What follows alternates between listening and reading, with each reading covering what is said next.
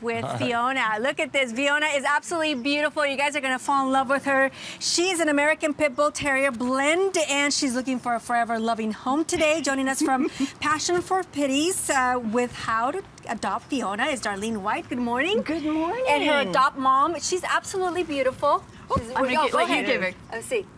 Oh, look at how so gently gentle. she takes her treats. She gives kisses, and she's got freckles.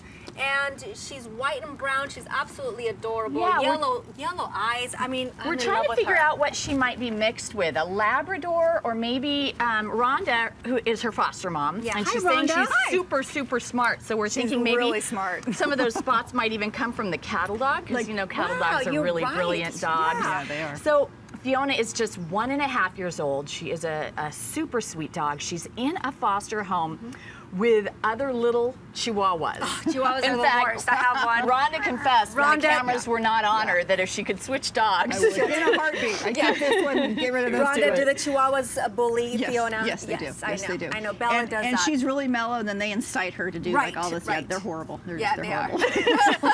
She's really good. And then she'll want to please and like, you know, okay, is it okay? Is it okay? And then they're just crazy. So. Yeah, and she's very people-oriented. She loves everybody. Every single one of the guys who work behind the scenes who've come out to meet her today at the station have been greeted with kisses. Yeah. All the guys are out super here watching friendly. Fiona. All the guys right now, she's been greeting them with kisses. She's just very well behaved.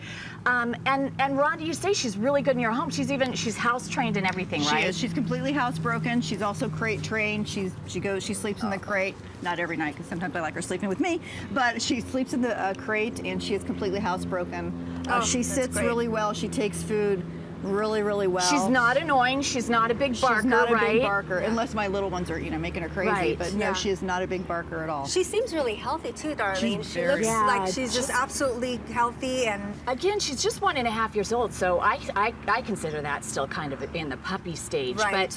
But all of the pets, all of the dogs with Passion for Pitties before they're adopted are spayed, neutered, vaccinated, microchipped, and vet checked. So all of the local rescues who are legitimate, well-respected groups will make sure all of those things are done before dogs are put into a home. So I think her adoption fee is only like $195, which is very little. It's a no-brainer. For all of those things to be done. It's an amazing fee. So I hope that people realize what a great bargain that is for a dog that's been spayed, neutered, microchipped, and vaccinated. Yes. It's better than going to a pet shop and purchasing Oh my a gosh, dog. yes, And absolutely. here you're making a difference. And by the way, when they come from a foster home, it takes the mystery out of adopting, because you already know what the dog's going to be like in a home. Rhonda's already experimented with the dog, so she already knows everything that she's like. So it makes the adoption process and the matchmaking process almost foolproof. Right. It's a really wonderful way to do it. Now, by the way, if you are interested in adopting, or I really encourage you to go to their website, Passion for Pitties. Spell out the FOR and PITTIES.com. You can find out all about the group, all about Fiona, all about the other dogs, and about fostering, because they can only rescue as many dogs as they have fosters for. So they are always short on fostering. It's a wonderful thing to be able to do. Rhonda was talking about it earlier and started crying because it just meant so much to her. So please think about it, passionforpitties.com. Okay, well, definitely, she's absolutely beautiful. Fiona is ready to go home with you. So if you're interested, just go to their webpage and you can adopt her. We're going to take a quick break. We'll be right back with more. Good morning, San Diego. Say bye, Fiona.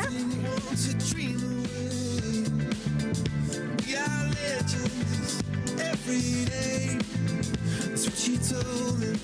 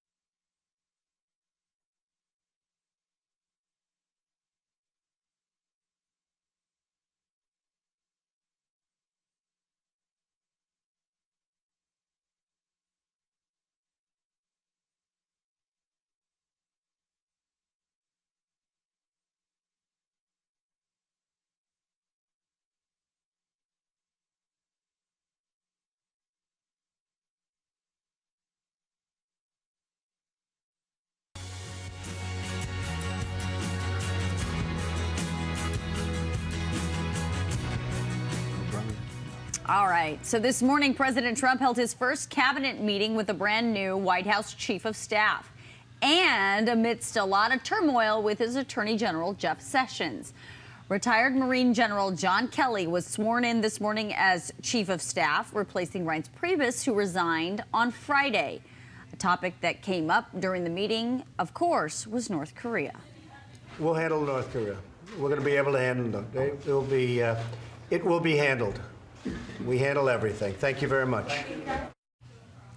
We handle everything. A little short on the details. Yeah, exactly. But here's the serious news. The United States will not be holding any emergency United Nations Security Council meetings after this, North Korea's latest missile test. The U.S. leaders were originally hoping to set up an emergency meeting of the Security Council today, but it was supposed to be held in response to all of this intercontinental ballistic missile test. But U.S. Ambassador Nikki Haley says the meeting would, quote, be of no value. Over the weekend, the United States flew 2 Air Force bombers over the Korean Peninsula as a show of force against Kim Jong-un and his provocative actions. Yeah, Nikki Haley also said, look, the next move is China's, because they believe that China's supporting all of this, and they're not doing anything to stop it. And so we'll see if the Chinese respond. Well, They have not responded to date. Well, the president also tweeted about China over the weekend, saying that he's very disappointed in their lack of doing anything to stop this. Yeah, and the Japanese are very concerned, as are the South Koreans, of course. All right, let's get a check of other news this morning with David Davis. Good morning. Yeah, let me take care of this. I handle everything. Yeah, exactly. A proposed sidewalk law in Oceanside designed to keep walkways clear for pedestrians is being criticized for targeting the homeless. The ordinance would make it illegal and subject to a fine for anyone sitting or lying on a public sidewalk during business hours in the city. While it doesn't specifically mention the homeless, many critics believe it's a way to punish them for crowding downtown walking areas. Authorities say the law is about safety, so that people sitting or lying on the sidewalk don't become tripping hazards. The proposed ordinance is expected to go before City Council for consideration later this year. Good medical news for San Diego. Heart attacks are down significantly within the county. The number of people suffering from heart attacks has dropped, with an estimated 4,200 fewer hospitalizations in the county in the last 6 years. In fact, hospitalizations have dropped more in San Diego County than any other in California. Experts say the decrease has saved nearly $100 million in healthcare expenditures. Heart attacks are the leading cause of death throughout this country.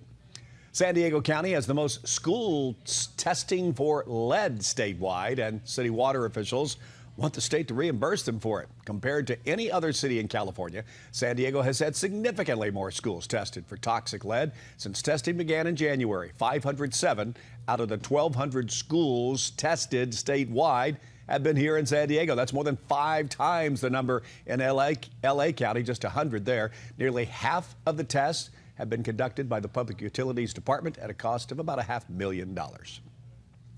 Today, we'll learn more about what the new library in the Mission Hills, Hillcrest area will look like and when it will be ready. Mayor Faulkner and State Assemblyman Todd Gloria will give an update on the construction status of the library at a news conference. New renderings are also expected to be unveiled. The new 14,000 square foot library will replace the old one built 56 years ago. It'll be more than triple the size of the existing facility. Should be completed sometime in 2019. Well, a rare golden spaceship replica has been stolen from the Neil Armstrong Museum. The 5-inch tall, there it is, solid gold replica of a lunar module was discovered missing on Friday after the museum's alarm was tripped. The replica is one of 3 that were given to Neil Armstrong and his 2 fellow Apollo 11 astronauts after they had successfully landed on the moon. That's Aldrin and Collins, if you want to know the names. Many are worried the replica will be melted down and sold for the price of gold. Police say the value of the replica cannot be determined. The FBI has been called in to track down the culprit. Wow, that's a bold move, breaking in and tripping the alarm. They were made by Cartier, and they were given by a French newspaper back in 1969 who asked their readers to donate money to show their appreciation for man on the moon. No kidding. So they were, so they're pretty special. One of them was sold at auction. Collins was sold a few years ago back to Cartier. They bought it back. Oh, back. To put in their collection, Archive. $56,000. So that was like 15 years ago. Well, at the time they made that, gold was at like $5 an ounce. Sure. Yeah. right. It was But they're super beautiful cheap. little replicas. They are. Yeah. Amazing, yeah. So they may have already melted It down. Oh, that would be a shame. All right. Thank you, David. You got it. Did Mark Hamill Nice. have anything in his coat? He didn't. There was no replica lightsaber. No, he did not have that. No. Just checking. No. All right, thanks very much, David. The best female surfers in the world were in Oceanside over the weekend for the big championship. It was the final day of the Supergirl Pro. In an all-California-born final, it was Courtney Conlog. You'll see her coming up here in the red, right there, taking off on that wave. From Santa Ana, who just keeps her balance. She scores a 9.77. They're doing a 360. A highest score of the weekend, actually. In the final minutes, Sage Erickson tried to make up the difference. You see her here. She tries a big top turn. She falls out, wipes out. Conlog is your champion. She's carted off the beach on the shoulders of other champions, as is tradition. This is her second Supergirl title.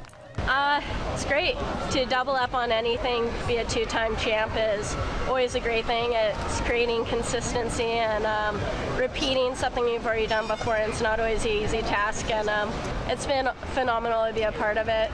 Great to be in my hometown and head into the Open. Courtney Conlog, two-time Supergirl Pro champ, did it, and we Congratulations congratulate to her. her. Now she moves on. Yeah, and of course the U.S. Open of surfing is happening north of us in Huntington Beach. Yeah, it is a huge festival. Look at these people. This is a live look right now at the village that goes around it. We're talking about the annual Vans U.S. Open of Surfing, which started over the weekend and will continue through next weekend. Athletes compete in all kinds of surf contests, but then they've also got skateboarding, BMX bike competition. A 9-day event features all kinds of activities on the sand, free outdoor movie screenings, athlete meet and greets. It runs until 9 o'clock at night, and it's open to the public. It, again, wraps up on Sunday. And hopefully the swells will, this is a live look, it looks like the swells are really starting to pick up. We've had U.S. Opens of surfing with no surf. It's been horrible. But I don't think this year. This year we're going to have at least 6-foot waves, and that'll be really great for the competitors who are looking forward to competing there at the top level. Right? Hi, Best in the Francella. world. Hi, Yeah, Francella. good morning. Yeah, they've had big swells through this weekend because of Hillary and Irwin, and they're going to continue to do so until at least until tomorrow night. So the beach has a statement not only for San Diego County but also for Orange County. Huntington Beach waves 5 to 8 feet are going to be affecting the beaches. But for the surfers, of course, it's a great thing for swimmers. Rip currents, longshore currents out there, so just be a little careful if you're going to go swimming. Here's a look at the temperatures. Currently 72 in San Diego, Lindbergh Field. Temperatures across the county warming up over Julian, 81, 96 Borrego Springs, 71 Temecula, Ramona, Coronado also with 71 degrees, as well as Carlsbad. Nice and comfortable. It's actually muggy out there. I was there with Fiona, and it does feel very tropical. And here's a look at the temperatures compared to 24 hours ago. We're actually now starting to see those temperatures a little bit cooler because we have more of that cloud coverage, so we have less solar heating. So here's a look at the valleys. Temperatures are about 1 to 3 degrees lower, especially right over Ramona, 2 degrees warmer over Fallbrook, but we are getting the clouds moving through the area, especially for the mountains and deserts, and even across the coastal areas in the valleys. We are seeing those mid to upper level clouds, monsoonal moisture. Here's a look at our dew point comfort scale. How does it feel out there? Well, to me, it does feel a little sticky out there, a little muggy. So 61 to 65 temperature dew points. It is sticky. Up to 70, it's uncomfortable. So that's been the case for the past week and over the weekend, and even today we're looking at the current dew points in the low to mid 60s. Look at that, Carlsbad 65. Temecula, it's getting closer, and it is actually uncomfortable there because the dew points are much higher there. And right now the mountains and the deserts, they're low, they're comfortable, 50 to 40. That's actually really good, but by this afternoon those dew points are going to be up much higher in the 60s and getting closer to 70 because the monsoon moisture that's streaming through the area. So right now we're looking at some precipitation right over Imperial, County. For us, we are going to see a chance of showers and thunderstorms, especially for the mountains this afternoon. Increasing clouds, humidity. By tonight into tomorrow, we're going to have a better chance of some showers and thunderstorms also for the valleys and the coastal areas. So tonight, late after midnight through tomorrow morning, and even more so by tomorrow afternoon into the evening hours, there is going to be a chance of some scattered showers or sprinkles for the coastal areas and the valleys. Here's your microclimate forecast: 78 for the coastal areas, above average temperatures. For the inland valleys, 88. The mountains, 91 degrees. And for the deserts, 110. The temperatures across the board for the next 7 days. Here's your 7-day forecast: in the upper 70s, slightly warmer on Thursday. But it looks like from Tuesday, especially into Thursday, there's about a 10 to 20% chance of some precipitation. The best chance will be on Tuesday into Wednesday. So we'll keep you posted on that, let you know how much rain we're going to get, if we're still going to have that chance for Thursday. But definitely, it looks good tonight into tomorrow morning. So if you wake up tomorrow morning with wet roads, don't be surprised. We may get that precipitation moving through the area. Inland valleys, 94, 97 on Tuesday. For the mountains, the temperatures in the low 80s across the board, with the best chance of rain on Tuesday and Wednesday. When desert areas, triple digits, very, very hot as usual, as they're used to it too. Overnight lows in the 80s. So very toasty, very active monsoon season this year. Toasty and sticky. Yeah, Great. it was muggy out there. Outside right now and with the dog. it's only 9 o'clock. I mean, it's going to get worse. It was hot out in Claremont yesterday, was. too. Was it muggy, too? Yes. Yeah. All of that. All right. Thanks, Francella. A local nonprofit dedicated to helping people develop career skills is hanging out with us this morning. We'll talk with some of the people behind Paving Great Futures when we come back.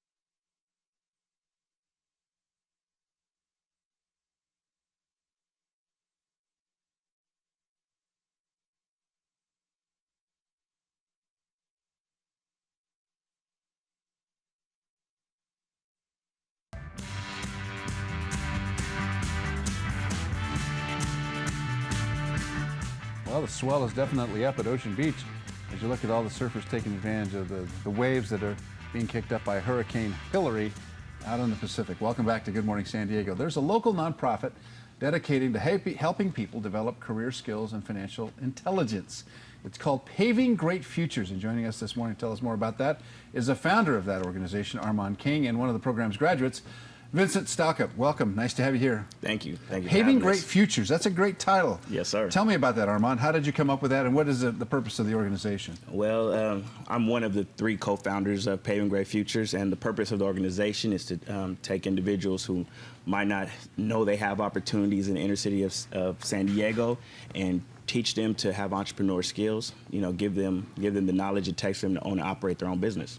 And so you've taken that now to you go out and you identify people who could potentially be entrepreneurs. Is that, or do they come to you? Kind of a little bit of both. You know, we are from the communities in which we serve, and the people, we don't necessarily have to go find them because we're amongst them. We are them. So it's not really a search thing. So tell me, Vincent, how did you get involved in this, and how has it helped you? Well, I got involved by growing up in the same community as him. This is like a big brother mentor to me. It's helped me a lot transition from the life I was living before I got into the program. From doing a lot of things I wasn't supposed to be doing to basically running not my own business, but basically running a business, being able to have job opportunities and things like that. Yes. So you've enjoyed it, huh? Yes, it's been a good time. And so now, and I see that you've got your menu here for something called Flippers. What is it? Flippers what? Flippers Fish and Chicken. Flippers Fish and Chicken. Yes, sir. Okay, so tell me about Flippers Fish and Chicken. Okay, so our main program, our flagship program, is called CHAMP, Culinary Hospitality Administration Management Program, where we teach our participants how to own and operate their own food or hospitality business.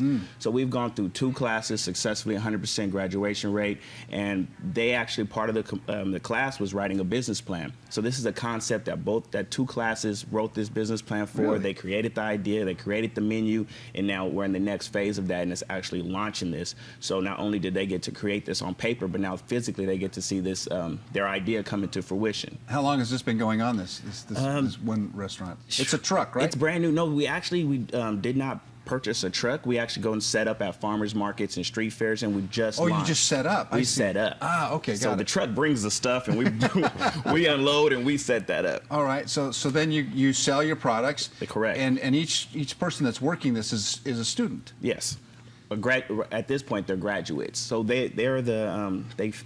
they created this, they started this, so now our next class coming in, not only will they get the academic side of it, but they'll be able to physically work at something that their predecessor started.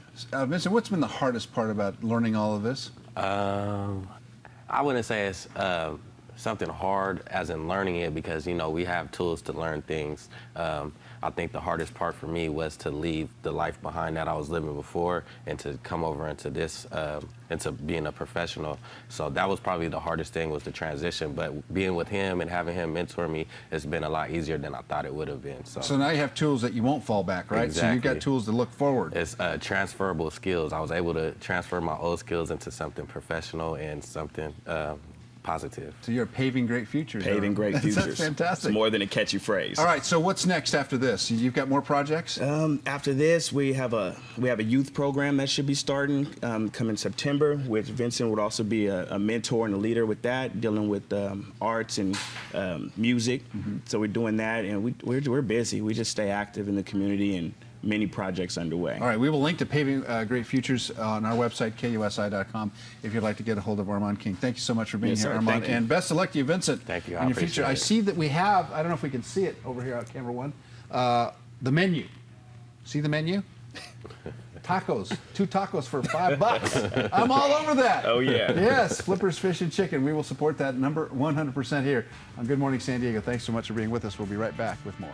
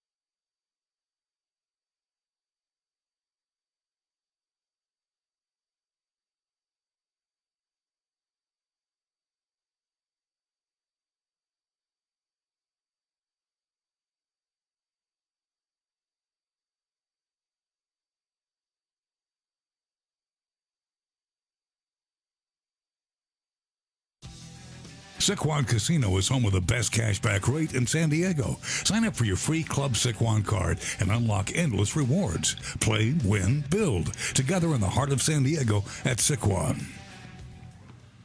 Axion San Diego has helped out yet another local business. Brad Perry is in Hillcrest checking out choreography. Hey, Brad.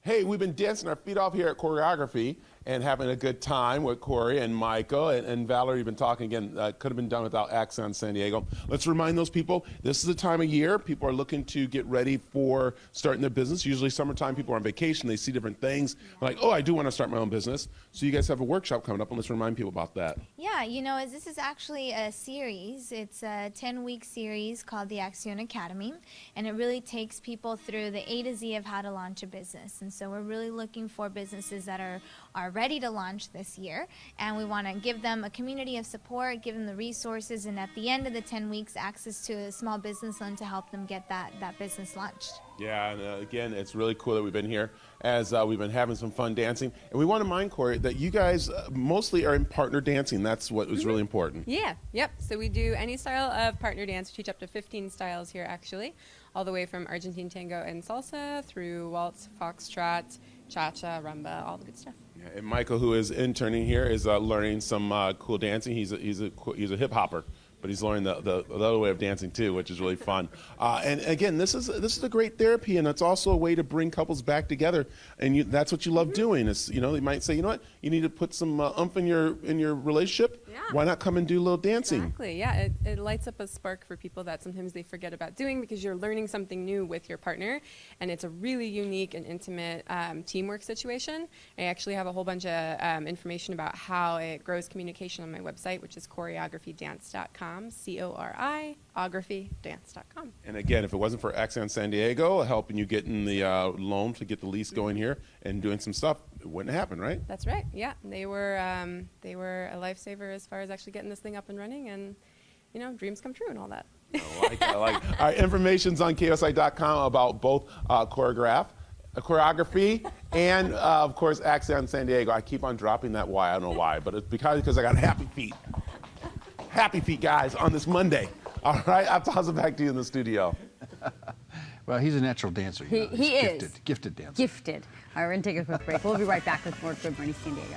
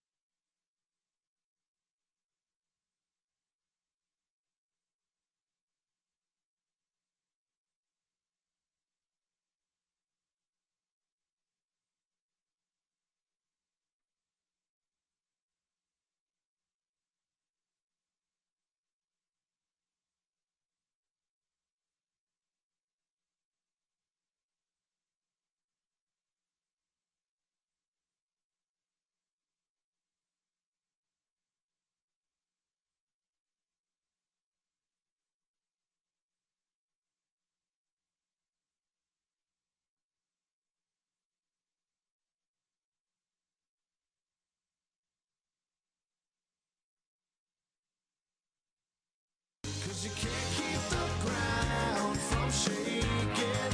No matter how hard you try, you can't keep the sunsets from fading. You gotta treat your life. All right, what some people call it the scariest motel in America is up for sale. The Clown Motel in Tonopah, Nevada. Have you ever been there, by the way?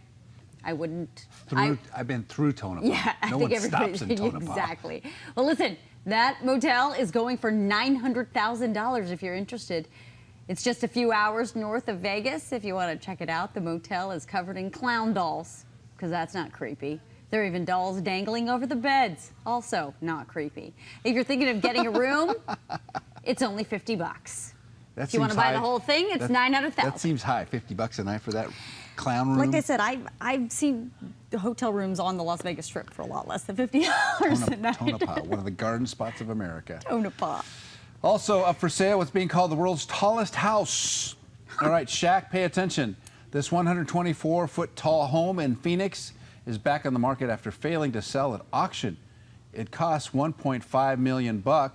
It's over 6,000 square feet and has 3 bedrooms and 4 bathrooms, plus an elevator. That seems to be a pretty low price for that kind of beautiful, spectacular structure. How about that? It's very tall. How about that? A couple of young fishermen have set the record for biggest catfish catch at Lake Poway. How about this? Our Lake Poway, yes. These two fishermen, anglers, they're calling them, Nathan DeWeese, pictured here, and his buddy Ryan Hopkins, picked up a monster 44-pound blue catfish. 44 pounds. The previous record was exactly 10 pounds lighter. After getting its weight and some photos with the fish, they released the big catfish back into the lake for someone else to catch. Why not? You can always go to Lake Poway. It's offering free night fishing until 11:30 at night on Fridays and Saturdays. This is not a big fish story. This is an actual a real big story. Fish so now story. You have a chance to catch the same huge catfish. Catch and release. It doesn't look very happy, that thing. No, or tasty. Either one. No. That's why we just sent it back in. Yes. All right, we'll see you tomorrow. You're watching Good Morning San Diego with Lisa and Carla. Who'd I see tiptoeing across my floor? My ever-loving baby with a rod in her hand, heading for the creek called Catfish Land. She yelled at me and said, "Get up, son, come along."